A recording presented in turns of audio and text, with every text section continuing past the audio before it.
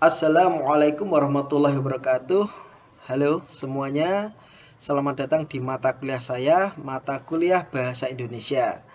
Dan hari ini dengan saya Pak Munir di sini kita hanya akan membahas tentang kontrak kuliah yang akan kita laksanakan di grup nanti. Dan saya hanya ingin menyampaikan materi singkat tentang keterampilan berbahasa. Jadi sebelum kita mempelajari tentang bahasa Indonesia, kita belajar dulu tentang keterampilan berbahasa. Tentu kita semua sudah mendapatkan pelajaran bahasa Indonesia semenjak kita itu menjajaki jenjang pendidikan kita dari yang paling rendah dulu ya, dari SD atau MI dan sampai aliyah kemarin atau SMA. Di setiap jenjang kita mempelajari tentang bahasa Indonesia. Lalu bagaimana bahasa Indonesia di perkuliahan? Sepentingkah itukah hingga bahasa Indonesia kita ulangi lagi? Oke, tentu itu pertanyaan yang retoris ya. Kita tidak membutuhkan jawaban itu. Oke, yang akan kita fokuskan, yang akan kita menjadi topik utama pembahasan kita satu semester ini adalah bagaimana kita bisa menggunakan bahasa Indonesia yang baik dan benar di dalam penulisan karya tulis ilmiah.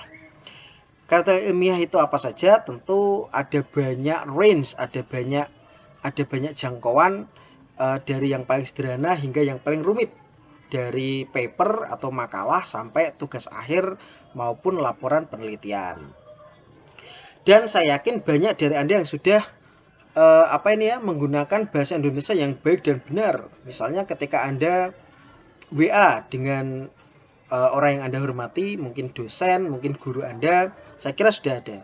Namun ada beberapa hal yang perlu kita tekankan, bagaimana bahasa tersebut itu bisa berlaku di suatu kesempatan. Baiklah, tanpa berlama-lama, pertama kita akan mempelajari dulu apa itu bahasa. Salah satu ahli, Venusiano, mengungkapkan bahwa bahasa adalah sistem simbol vokal yang sewenang-wenang, bisa kita pakai kapanpun dimanapun, yang memungkinkan semua orang dalam suatu kebudayaan tertentu atau orang lain mempelajari sistem kebudayaan itu bisa berkomunikasi dan berinteraksi. Sama ya, komunikasi dan interaksi. Namun ada sedikit pembeda di sini. Bahasa tentu di sini tidak hanya tentang suara, namun juga simbol, gestur atau tanda. Misal seperti kedipan mata, tentu Anda tahu artinya apa. Atau mungkin lampu merah. Oke, itu kan juga bahasa kan, namun itu merupakan tanda. Oke, polisi tidak perlu mengatakan berhenti. Oke, namun cukup memakai lampu merah, maka semua orang tahu kalau itu artinya berhenti. Oke, jadi itu termasuk bahasa juga ya, bagaimana komunikasi dan interaksi tanpa harus ada suara seperti itu. Nah, keterampilan berbahasa itu sendiri memiliki dua elemen utama, yakni logika, memang ada di pikiran kita ya, ada isi, materi, organisasi, dan yang kedua adalah pembentuk dari kalimat atau bunyi bahasa dan ejaan. Oke, diksi, pilihan kata, lalu ada pembentukan kata, morfologi, pembentukan kalimat, sintaks, bunyi bahasa seperti pronunciation ya, seperti makhraj dan ejaan. Oke, bagaimana mengeja suatu kata. Baiklah, berikutnya kita akan membahas tentang kemampuan atau keterampilan. Kemampuan ialah kesanggupan bawaan sejak lahir atau latihan atau praktik dari Robin tahun 2000. Beberapa orang berlatih untuk melakukannya, beberapa orang terlahir untuk melakukannya. Beberapa orang terlahir introvert, beberapa orang terlahir extrovert, dan itu sesuatu yang normal ya.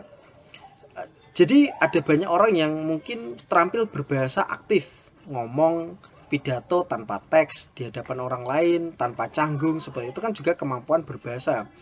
Namun ada juga yang cuma bisa menuliskan ide seperti apapun, namun ketika disuruh ngomong di hadapan publik grogi seperti apa, dan itu semuanya normal. Karena bahasa itu memiliki unsur aktif dan unsur pasif dalam kemampuannya. Lalu apa saja sih kemampuan berbahasa itu sendiri? Langsung saja, kemampuan atau keterampilan berbahasa itu ada 4. Ikan kita buka semuanya saja langsung. Yang pertama adalah menyimak. Tidak seperti mendengarkan. Oke, menyimak itu memang mendengarkan, namun juga memperhatikan baik-baik apa yang diucapkan, oke, dan mencoba menangkapnya. Oke, menyimak bisa secara langsung dan bisa secara tidak langsung, seperti misal menyimak radio, menyimak siaran langsung di televisi seperti itu. Yang kedua adalah berbicara, yakni menyampaikan gagasan menggunakan bahasa lisan, jadi yang menghasilkan suara itu adalah berbicara. Berikutnya membaca, itu unsur pasif juga sama seperti menyimak tadi, yakni memperoleh pengetahuan melalui tulisan untuk membangun konsep. Oke ya. Dan memperkaya pendengaran kasa dan mengembangkan konsep. Jadi mengembangkan konsep itu maksudnya tulisan itu tentu kadang ada yang rumit dan lengkap seperti sebuah buku, novel, cerpen seperti itu. Namun ada juga yang sederhana, suatu diskurs, suatu ungkapan. Seperti misalnya di belakang truk itu ya ada tulisan apa misalnya, tertawalah sebelum tertawa itu dilarang. Oke ya, itu kan juga membangun suatu konsep kan, suatu konsep pemikiran. Oke, pikiran kita tentu akan traveling kemana-mana kan seperti itu.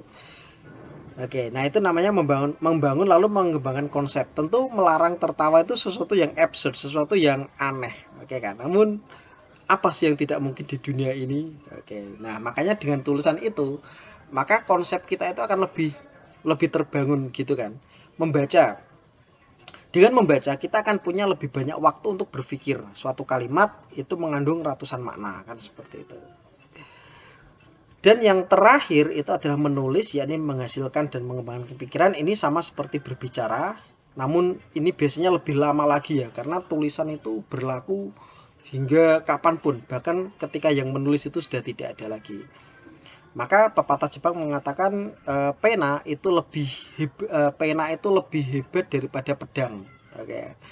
Karena tulisan itu lebih powerful daripada kekerasan. Makanya seperti itu. Dan terakhir yang akan kita bahas adalah komponen dari bahasa itu sendiri. Yang pertama adalah kosakata, tentang pembendaharaan kata, berapa jumlah kata yang Anda ketahui dalam bahasa Indonesia. Yang kedua tata bahasa, yakni bagaimana kita bisa menyusun kata-kata tersebut menjadi sebuah makna yang tegas. Dan terakhir adalah pelafalan, bagaimana kita bisa melafalkan itu. Kita ada itu ya yang seperti homofon kan, seperti itu kan, seperti memiliki suara yang sama namun memiliki makna yang berbeda, seperti kata bisa. Bisa kan bisa berarti dapat, bisa berarti racun pada binatang kan seperti itu. Baiklah, itu tadi tentang keterampilan bahasa yang akan kita pelajari. Jadi intinya adalah bahasa Indonesia nantinya akan berusaha membekali Anda dalam penulisan karya tulis ilmiah dengan menggunakan kata-kata yang sekiranya itu bisa diterima oleh seluruh jajaran akademis kan seperti itu. Dan kita akan lanjutkan diskusi kita di grup, dan saya akan menantikan setiap pertanyaan-pertanyaan dan juga diskusi dari Anda semuanya. Cukup sekian dari saya. Wassalamualaikum warahmatullahi wabarakatuh.